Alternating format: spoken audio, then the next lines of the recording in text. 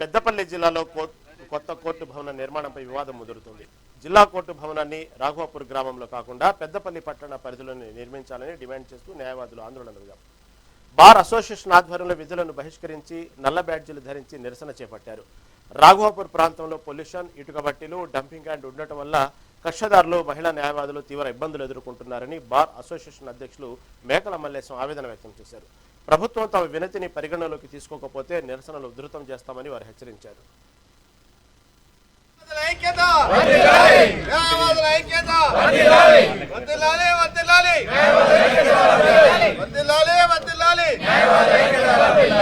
పెద్దపల్లి పట్టణ పరిధిలోనే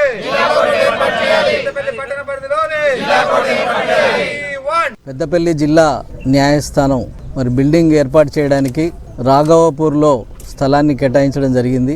మరి నిన్న జరిగినటువంటి మా జనరల్ బాడీ మీటింగ్లో ఏకగ్రీవ తీర్మానం చేసి రాఘవాపూర్లో కోర్టు బిల్డింగ్ కట్టడం అనేటువంటిది కక్షిదారులకు మరియు న్యాయవాదులకు, మహిళా న్యాయవాదులకు అందరికి కూడా కొంచెం ఇబ్బందికరంగా ఉంటుంది. ఆ గుట్ట ప్రాంతం కాబట్టి అక్కడ పక్కన డంపింగ్ యార్డ్ ఉంది, ఇంకా పక్కన మరి ఇటుక బట్టీలు ఉన్నాయి.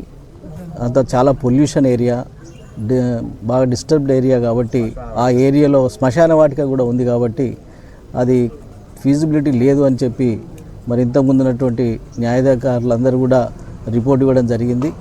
దాన్ని దృష్టిలో పెట్టుకొని మరి న్యాయవాదులందరూ కూడా పెద్దపల్లి పట్టణంలోనే కోర్టు స్థలాన్ని కేటాయించాలనేటువంటి ఒకే ఒక నినాదంతో ఈరోజు మేము కోర్టు విధులను బహిష్కరించి మరి టెంట్ వేసుకొని ఇక్కడ మేము కూర్చొని నిరసన తెలియజేయాల్సినటువంటి అవసరం ఏర్పడ్డది. కాబట్టి దీన్ని గమనించి గుర్తించి తప్పకుండా పెద్దపల్లి పట్టణంలోనే స్థలాన్ని కేటాయించి కోర్టు బిల్డింగు కట్టించాలని చెప్పి. నా పేరు సుష్మా. నేను పెద్దపల్లి బార్ అసోసియేషన్లో ఈసీ మెంబర్గా, జూనియర్ ఈసీగా ఉన్నాను. మాకు మా ప్రధాన ఎజెండా ఒకటే, పెద్దపల్లి పట్టణంలోనే జిల్లా కోర్టు ఏర్పాటు చేయాలి. అది లేని ఎడల మేము ఎంతటి దూరమైనా వెళ్తాము. ఈ నిరసన సమ్మె కాదు, ఇంకా దాన్ని ఫార్వర్డ్ చేసేసి ప్రభుత్వాన్ని దగ్గరకు కూడా మేము వెళ్ళి నిలదీస్తాము. ఇది ఇక్కడితో ఆగదు. మాకు రాఘవాపూర్లో కోర్టు ఉంటే ఒకటే కాదు, ఇప్పుడు మన న్యాయవాదులకే కాకుండా కక్షిదారులకు కూడా ఇబ్బంది అవుతుంది. మేము చివరికి మా ప్రాక్టీస్ కూడా బంద్ చేసుకునే పరిస్థితి ఏర్పడుతుంది. సో ప్రభుత్వాన్ని మేము విన్నవించుకునేది ఒకటే, మాకు పెద్దపల్లిలోనే కోర్టు ఏర్పాటు చేయాలని మేము అడుగుతున్నాము.